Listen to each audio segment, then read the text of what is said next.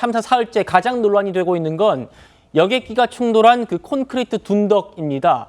그게 왜 하필 거기에 있어야만 했는가? 꼭 콘크리트였어야 했는가? 이런 물음들이 뒤따르고 있는데요.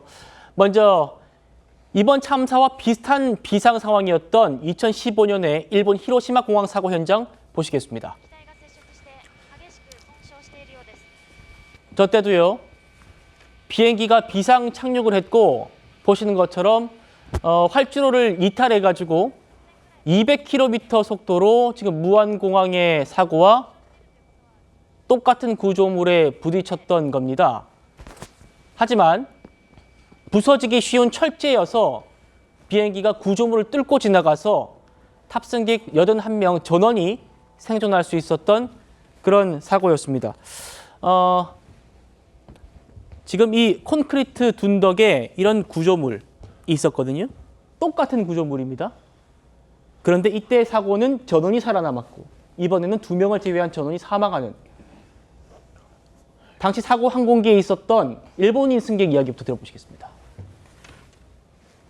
みんなけあって騒いでたりもう一瞬パニックで僕覚えてる限りショックは2回あったと思います。浮いてるんだと思って、浮いてる時にエンジンが停止したんだと思ったんですけど、一応着陸したっていう言葉を聞いて安心。 자, 오늘 저희 정치사의 권보헌 교수님 모셨는데 교수님 2016년에 인천공항에서도 비슷한 사고가 있었다고 들었습니다. 2015년에 히로시마도 있었고 그때는 모두 이렇게 뚫고 지나갔는데 이번에는 콘크리트여가지고 뚫고 나가지 못했던 거네요. 그런 차이가 있는 거네요.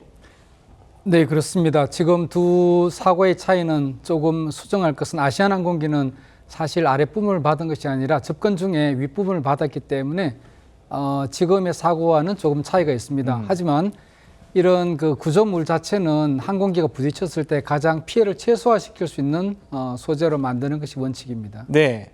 자, 그러니까 저 구조물의 역할이 뭐냐면 조종사한테 활주로를 안내하는 그 착륙 유도 시설인데 로컬라이저라고 하죠. 네, 그렇습니다. 예, 그게 로컬라이저인데 무안공항은 저 로컬라이저가 콘크리트 구조물에 흙까지 덮여가지고 설치를 했다. 이거는 문제는 없습니까? 네, 이렇게 높여서 설치를 한 이유는 활주로가 약간 경사가 져 있습니다. 그래서 네. 반대쪽에서 이 항공기가 이 로컬라이저 수신을 하기 위해서 조금 높여놓은 상태고 그 아래쪽에 이게 둔덕이라든가 콘크리트 구조물은 항공기가 어떤 이런 활주로를 벗어난 상태에서 충돌할 수 있는 위험성이 있습니다. 자, 교수님, 그러니까 지금 이번 참사는 여객기가 로컬라이저를 충돌한 게 아니라 지금 그 밑에 있는 둔덕, 네. 로컬라이저를 지지하는 그 콘크리트에 부딪혀가지고 충격이 컸던 걸로 보면 되겠네요. 네, 그렇습니다. 자, 구조물과 또 거리가 너무 가까웠던 지적도 나옵니다. 한번 들어보시겠습니다. Airports are supposed to be designed where an aircraft can land without landing gear, and if it veers off the runway to one side or the other into the grass, that there isn't obstructions and barriers of this type that are close to the runway. 자, 실제로 인천공항과 무안공항을 비교해 보면요, 로컬라이저와 이 활주로의 거리가 인천공항은 300m가 넘는데 무안공항은 260여 미터에 그쳤다라는 겁니다. 홍 교수님, 이건 지금 무안공항이 잘못 설치한 겁니까? 어떻게 봐야 됩니까?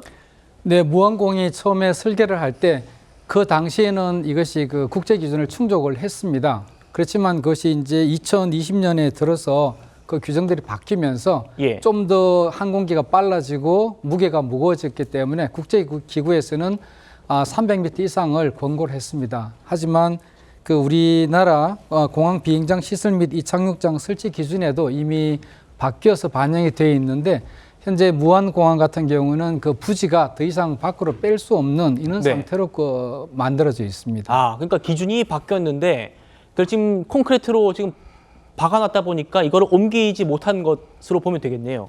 네, 콘크리트는 옮길 수 있지만 실제 그 바깥쪽 외벽까지 그 거리가 300m를 충족을 할 수가 없습니다. 아, 무안공항 자체의 크기가 작기 때문에 그런 겁니까?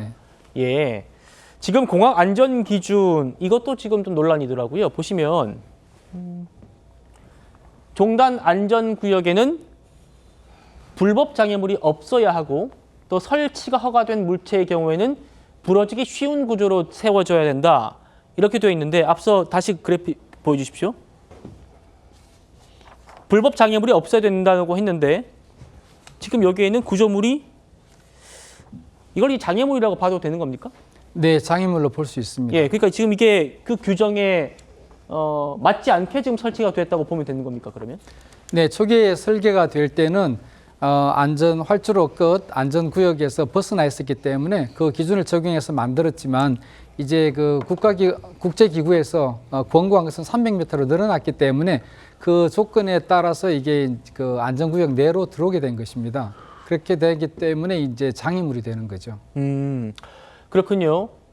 지금 결국 기준이 바뀌었다. 바뀌기 전에 지금 설치된 무안공항의 구조물이다. 이렇게 봐야 되는 거군요. 국토부는 규정상에 문제 없다는 입장입니다. 들어보시겠습니다.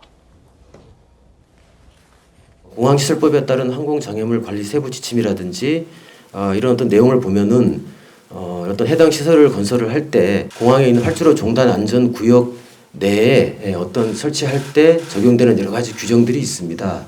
근데 그 종단 안전 구역을 벗어나서는 이런 어떤 여러 가지 규정들이 적용되지 않는다. 저희 무안 쪽은 그런 어떤 그 범위 밖에 있었기 때문에 여러 가지 제한된 어떤 그 이제 규정들이 적용되지 않고 있다라는 말씀을 좀 드린 상황입니다. 이게 왜 이 GCD를 설치를 하냐면은 비바람이나 이게 흔들리면 안 되니까 고정시키기 위해서 하는 거거든요. 그게 근데 종단 안전구역 밖에 있으니까 저희는 그 재료에 제한을 받지 않는다고 생각을 해서 판단을 해서 저 콘크리트 지지대를 갖다가 받친 거거든요. 자, 그러니까 교수님, 지금 국토부 얘기는 이 종단 안전구역 밖에 무안공항이 이제 로컬라이저가 설치되어 있기 때문에 문제 없다라는 얘기거든요. 국토부 얘기에 수긍이 가시나요? 네, 초기에 설계하거나 초기에 인가를 받을 때는 문제가 없었습니다.